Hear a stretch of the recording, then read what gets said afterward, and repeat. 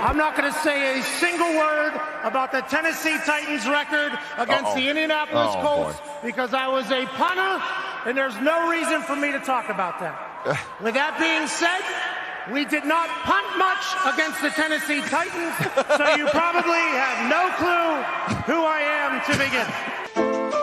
Look, I'm unstoppable. Forget your defense, nothing but an obstacle. Run it back, switch it up, call it audible. Serving up them Hail Marys till the game over with the showstopper. So hot, you gotta blow on it. I said I'll huff and I'll puff and I'll pass to my left while I'm looking to my right. Hit them right in the chest. It be looking like magic. Better give me the throne. I ain't talking about Patrick, but I rep my home. I'm never at the end of my zone. I'm bad to the bone. Eating up these pig skins like they chicharrones, and you a douche cabron. Mira, mira at the mirror on the wall. I'm the greatest of them all. They gon' put me in the hall. Your name is only written in a bathroom stall. Quit your stalling and make a play. My drive too long. Pop the clutch, I don't pump the brakes. I know what it takes to gain the muscle, get rugged. These butterfingers be fumbling, squash the scrimmage and rub it in Robitussin. How I give them concussion, they seeing double, they rushing and pass the shovel, the dirt and rubble. I bury them under it. Stay in your huddle and get 10 yards back. Never turn your back. I'ma pull your flag. I go full contact, out punch, out kick like a shotgun. Yeah, we are back. We are back. Wait for looks like Josue's having some technical difficulties, which you know he's gonna hop back in. So let's just go ahead. In the meantime, people, welcome back. Welcome. There we go. All right, fantastic. There we are. All right, cool. As stated before, welcome back. Welcome back to the HorseShoe Mob podcast.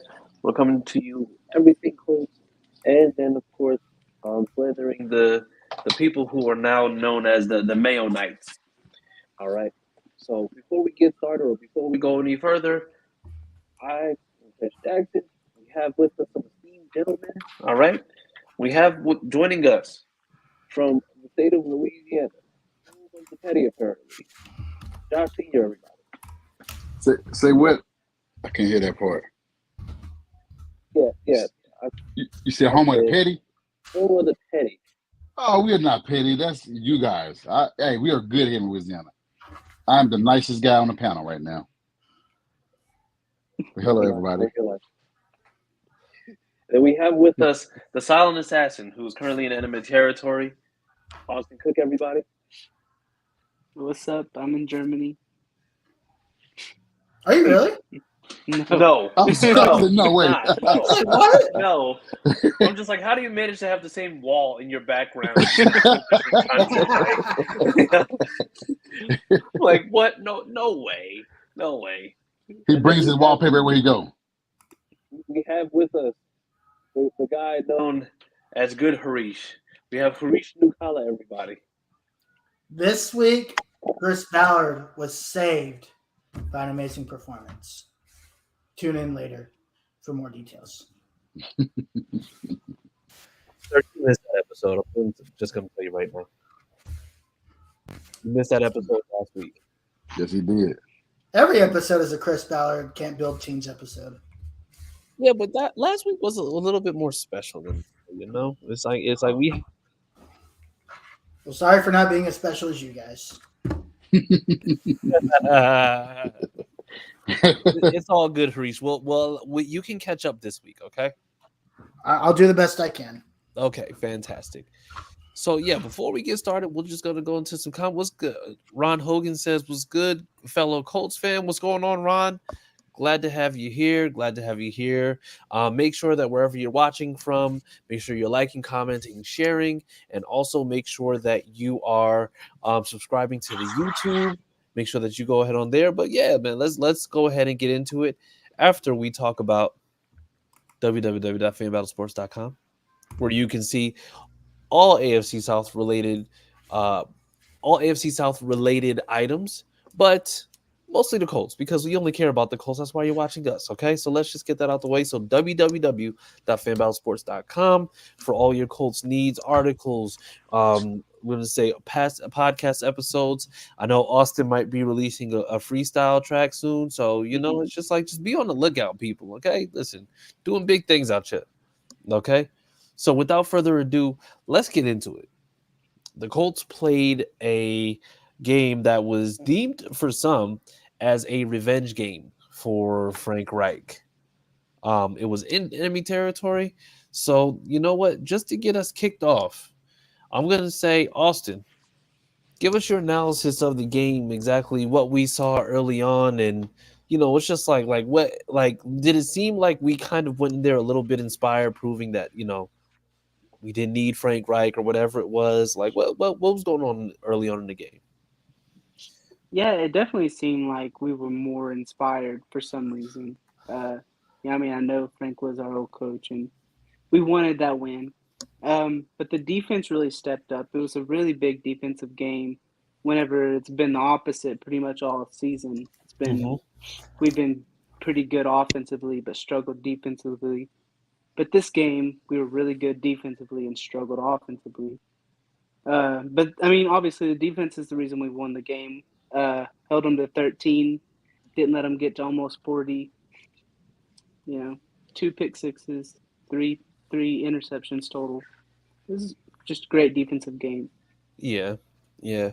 And Josh, it was. I'm gonna say it was kind of, a weird game because this offense generally finds a way to score points and score points a lot, but we didn't see a lot of that. And I mean, one thing that I do want to ask kind of to you is, do we feel like this was just kind of like a situation where we played against Frank Reich and Frank Reich was like, he's familiar with the team, so he kind of knew exactly what to look for, or what was going on? I mean, yeah, on both sides. I mean, he'd been there for, like I said on Spaces the other day after the game, that he knew our defensive scheme as well as we knew his offensive scheme, and it was easy to plan against. Although our offense, he can't plan against our offense because it's something new. Is the fact that he knew the defense usually don't blitz a lot. But it worked in our favor. Whatever they did came Sunday, it was more than usual. We've seen the previous 8 weeks, including the interceptions. When the last time we ever had three interceptions in the game and 2 pick sixes in the game. I can't. It never happened really. Never happened. Never. That was the first time. So yeah. Yes. So it was the team played, like you said, inspiring because they knew what Frank wanted to do. Frank wanted to win this game. And you see what happened when we played Philly last year.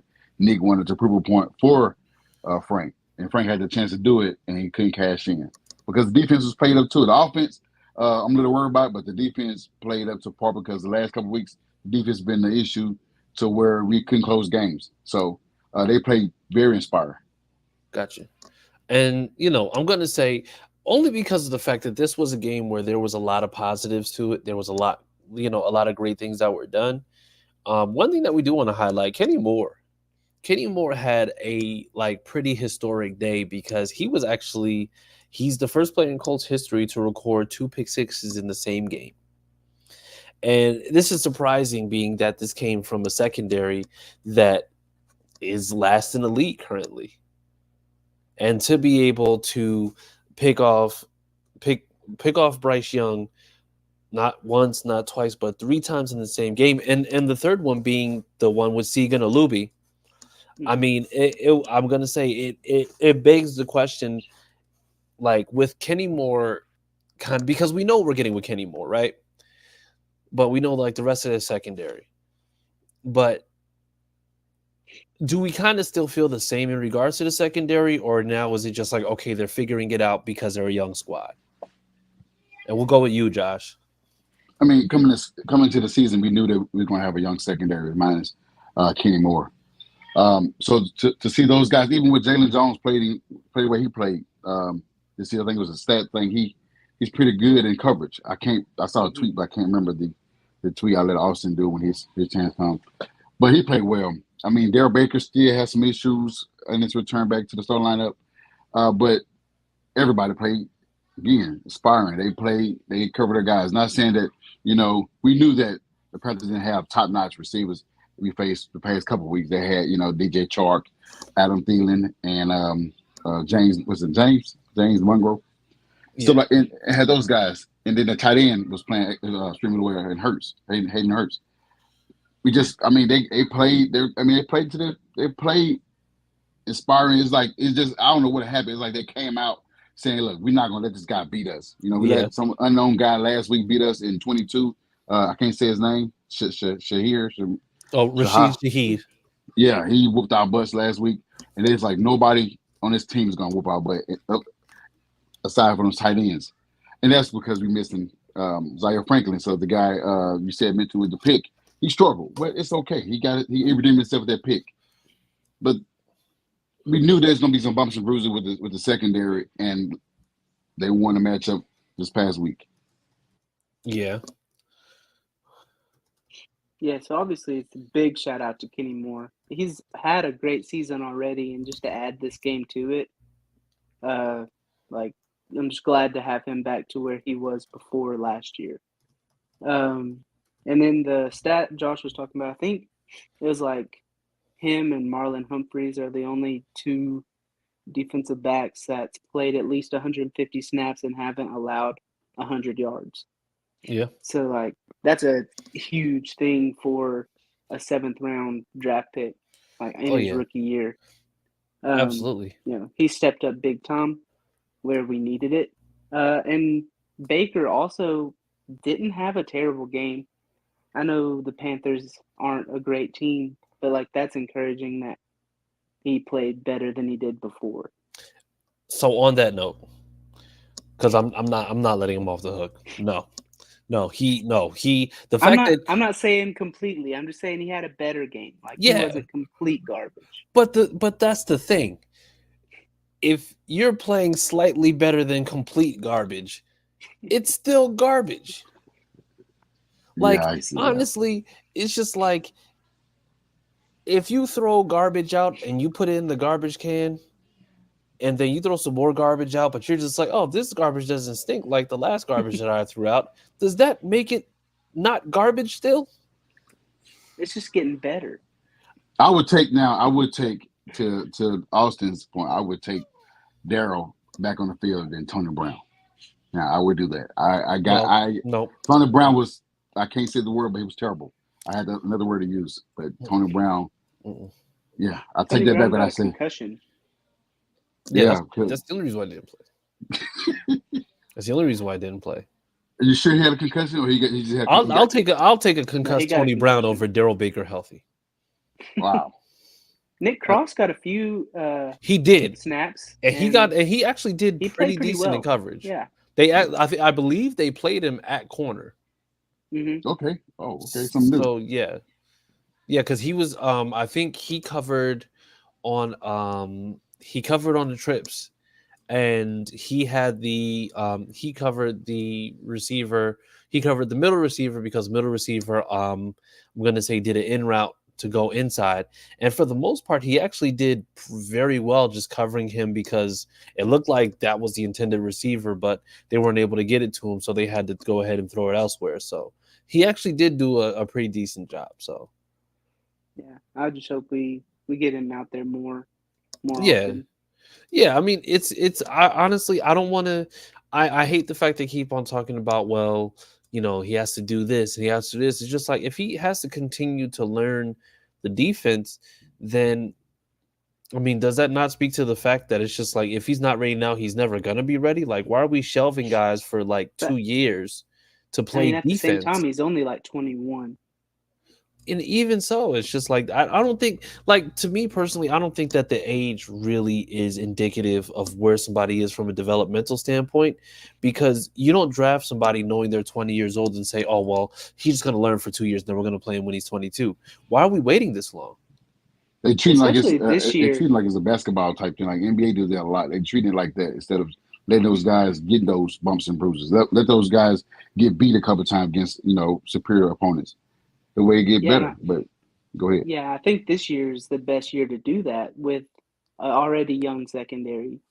We've had some bad games from some players in the secondary, so why not just put him out there? Yeah, but also at the same time,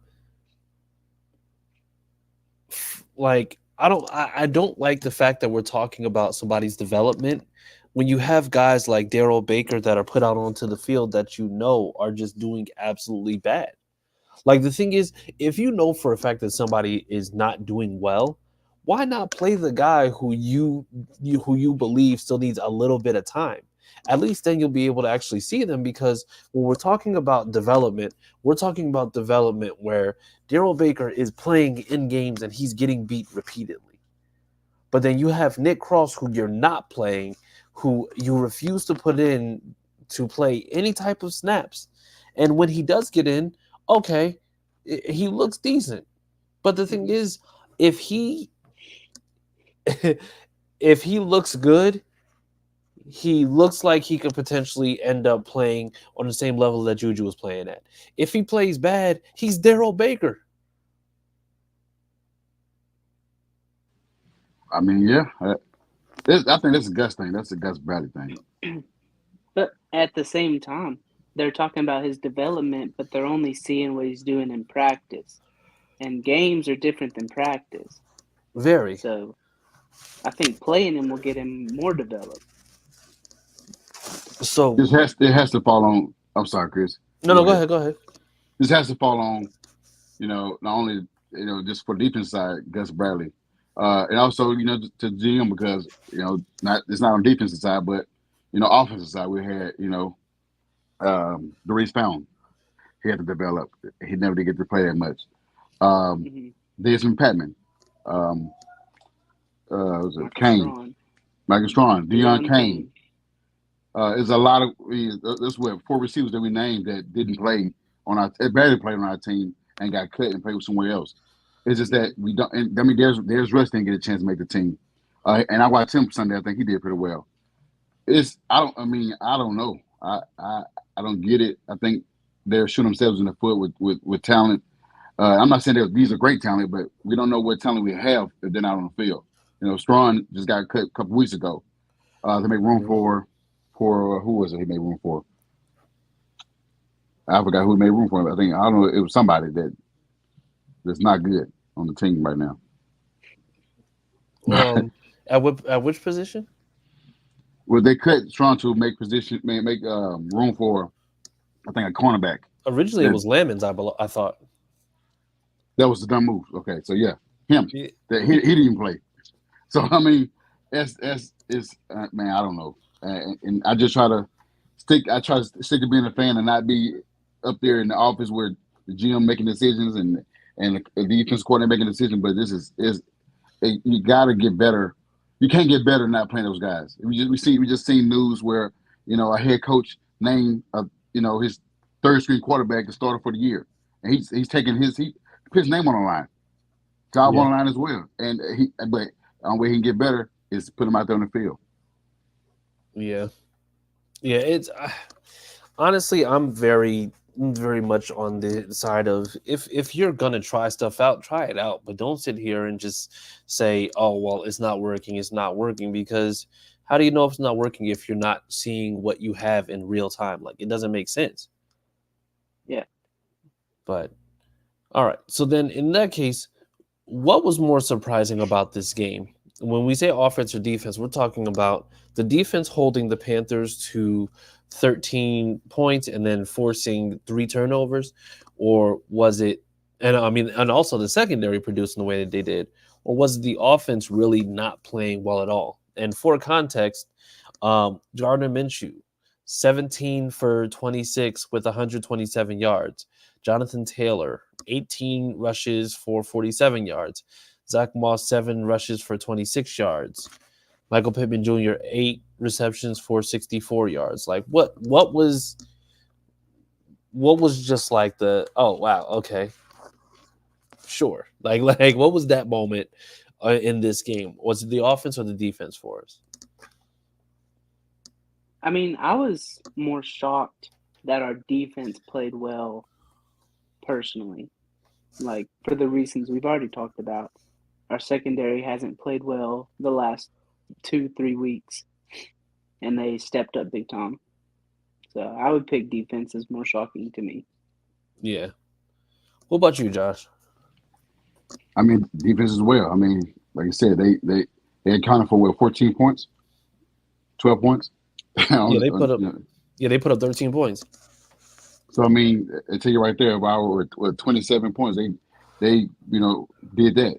I mean, we had issues with defense. We've been saying defense did this. We need secondary. We need this. We need pass rush. We need this, and they go out there and perform.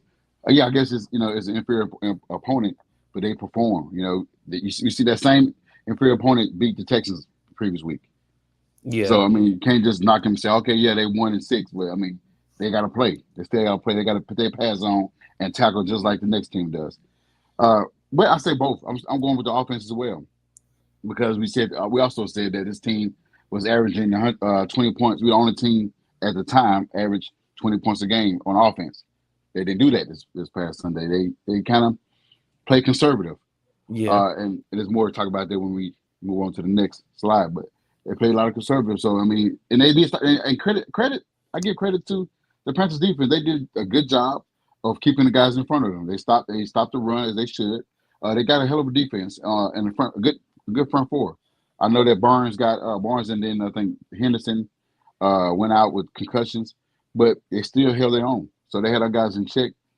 And I mean, we was down a body of receiver, and hopefully McKenzie somehow get cut. Yeah. Listen, I wasn't thrilled about it, but we got him, so whatever. Sure, let's whatever.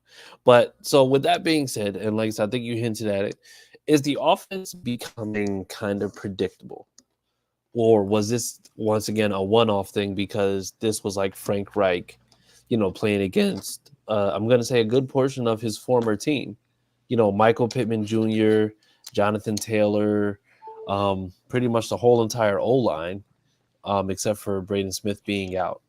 A lot of these guys were kind of the same people that he had last year.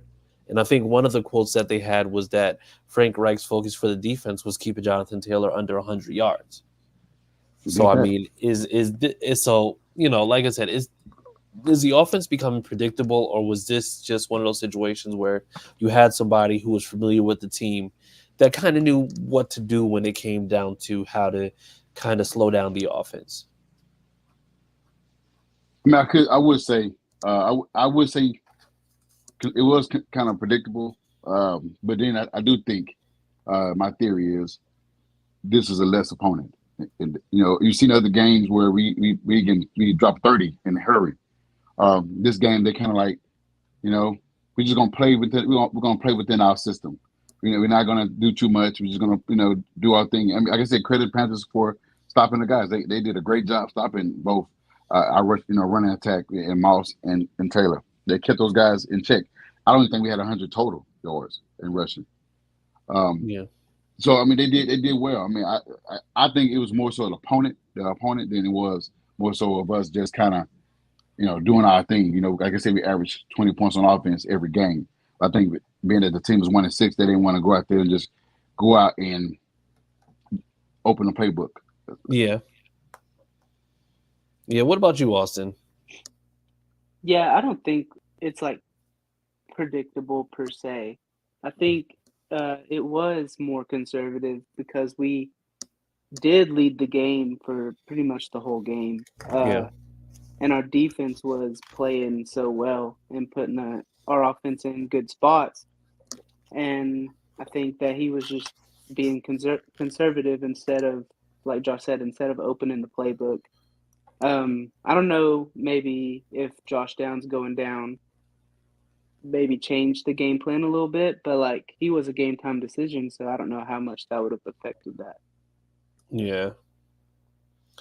Yeah, I mean, for me, I want to say it's just like because of what we saw like from the offense, because I mean the Panthers offense, they had some decent yardage here and there. I think it's just like they had 3 running backs out there, and I think between the 3 of them they had 23 rushes for about 97 yards. But then Bryce Young forcing the interceptions that he did, it always kind of put him behind the cue ball. Like they had to, respond accordingly. But then it was also the fact that they were getting a rush on Bryce Young on I'm gonna say the majority of their plays. Like I think it's just like I think DeForest Buckner from the very beginning of the game, I think he had about what? I think he had 1 sack, but then he had 2 tackles for losses. I mean, he was in Bryce Young's face all game. So, Right. I'm gonna say the defense, the defensive front definitely set the tone. And once again, shout out to Segan Alubi. Because that's a rookie guy who's a little bit quicker. I mean, we did get contributions from guys like Segan Alubi and Adebaware. Yes. I'm glad you guys said it because I would have messed it up. I would say AA. Fair. You could just say double it. You could say Adi. Gotcha. I said right. everything. But like I said, it was yeah, there you go. He's been looking good. Yeah, no, they showed a couple plays. The guy's 289 pounds, but he runs dang near like a linebacker because he caught the I forgot who it was that he caught on the kickoff where he's on the opposite side of the field and he had to reverse course and go back up the field and he caught the guy. So yeah, I think he looks like somebody who is probably going to be, I'm going to say, making their way up the roster, making their way up the depth chart in the future. So, yeah, shout out to Adi. But moving on, big game this week. But there was a headline that came out today. So we'll be going against the New England Patriots in Germany. Huge game because it's the second game in the international series in Germany. But the Patriots right now are 2-7. This game right here could potentially have them moving to 2-8. And the rumor is that and this is a rumor, so I'm going to say rumor. I say this is rumor. I can't say for sure, but this is just a rumor. If the Patriots end up losing this game, then Bill Belichick could be fired. Are we believing that, or are we taking that with a grain of salt? I'm personally taking it with a grain of salt. I don't know if they're gonna fire him because they just extended him, right? Yeah. But like if it is true, like the game last year against the Patriots was a big reason why about every single Colts fan finally turned on Frank Reich. Yeah. Yes. So like if we did beat them and we were the kind of the reason that he got fired, it'd be kind of, full circle. Yeah, low-key, I'd be completely fine with Bill Belichick, with beating Bill Belichick and him being fired. Yeah. I do agree that it'd be bittersweet for our fan base if we were the reason why he got turned. Because all the years that he, beating us with Tom Brady, Mac Jones last year, Deflategate, Fiasco. I mean, everything that we ever dealt with. And the thing is, I think he started his career with us anyway. Yeah. Before getting his own, getting coaching jobs everywhere. But to get turned by the team that he started out with, the team that he he faced so many years and he had a winning record against us. Mm-hmm. That would be surreal. I mean, I think Sunday we'll see every coach group, every Twitter, coach Twitter, everywhere. Coach fans will be all over the place. They'll be hyped up like it was a Super Bowl. Yeah, yeah, and I think it's also going to be kind of like that turn of the game, because I think you have those three guys, right? That are the three older guys in the league that are kind of like more so than the quarterbacks, but it's just like these, like you have your Belichick, you have Andy Reid, and then you have Pete Carroll.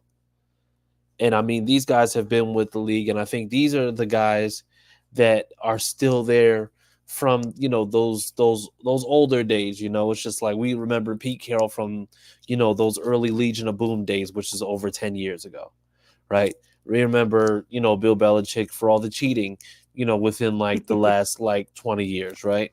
Right. But then we also remember Andy Reid from even with his tenure with the Eagles. And, it's just like Bill Belichick kind of like him being fired. I think it just like it changes things because now it's just like you don't have that old school philosophy, old school mentality that you normally would have, and then you're potentially bringing somebody else in. Now, ideally for me, I would love to see them bring in Josh McDaniels because he stinks, That's my thought. and that's who they deserve. That's I thought absolutely that. who they deserve. Somebody said Mike Vrabel. No, Vrabel, give Vrabel to another team. We want Josh McDaniels in New England because that would be fantastic. Yes. So yeah. Josh McDaniels and Bill O'Brien will be good together. Fantastic. Great fit. Yeah, good. I love it. I love it. All right. So then, with that being said, moving on, and of course, we're going to move on to the last one, and then we're going to get out of here, people. Okay. Colts versus Patriots predictions. Now, once again, this is the international game, so I don't think it's going to change how we approach the game. What do we see being a trend here, and then what do you see for your prediction for the game, Austin? I do think Jonathan Taylor will have a bounce back game. He kind of struggled after he had a few good runs, but he struggled in the grand scheme of things. Yeah. But I think he has a bounce back game against the Patriots. And I think our defense plays well again. I think Jalen Jones is going to have a good game. And I think we win this. I know the Patriots usually play us good, and I think we win 30-17. 30-17? Mm-hmm.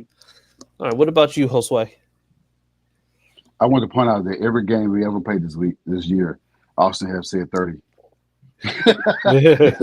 He has said 30. So we average, based off his predictions, we have averaged 30 points against these opponents. Hey, so it's close.